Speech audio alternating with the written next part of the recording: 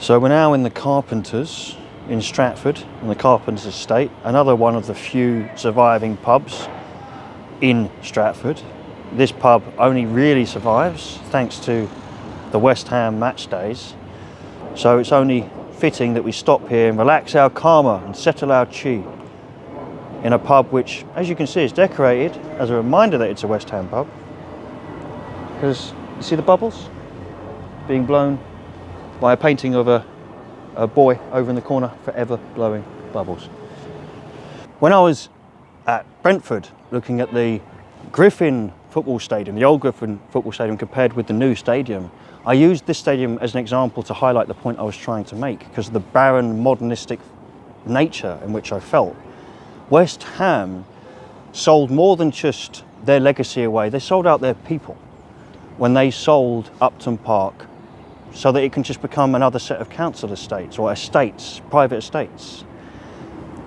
In the past, we went and covered Upton Park to show the depressing nature of the place. We visited the Boleyn and spoke about the society, the businesses, the culture that existed within the area, be it Green Street, Barking Road or wherever. This picture behind me highlights the dead nature of what's happening to both the public houses and football because they are so heavily entwined that they're dying together like an elderly couple, if you like. If we just sort of pan around here, you'll see the depressing nature of this place. And there's no way that West Ham fans or just people from East London, the East End, don't feel some sort of major loss from what's gone on here, because you needn't even be a football fan. It's a bit like pubs. You needn't be a heavy drinker to see the importance of the pubs, the buildings, the names behind the pubs, who drank in them. There's more to it than what it means to you. It's what it means to people around you. Therefore, it makes what it means to you even more. Just because you've spent X amount of money, which could be extravagant, it doesn't mean it's as important or vital as what Upton Park was. Or like the Griffin Stadium when we was talking about Brentford.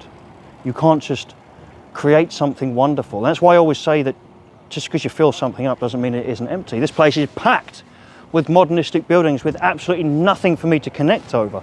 Whereas this spot beforehand, when I was a child and growing up, it was warehousing where people that I knew or even I could have started a cheap business where the working class, the middle class could have started a life of their own in all of this industrial site and flatland that was here before. And people will say, well, Vin, surely it was boring, it was dead beforehand.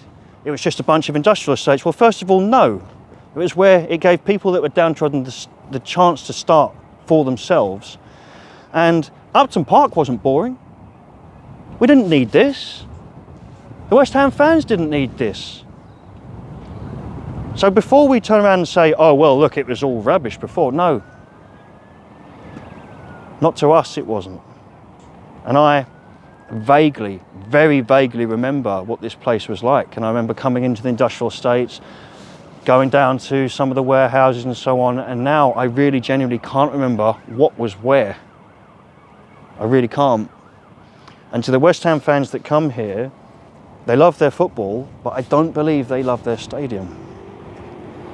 And as I said when talking about Brentford, pubs and football go hand in hand. There's a burger stall around there. I can't imagine how expensive it is. It looks very modern and yuppie.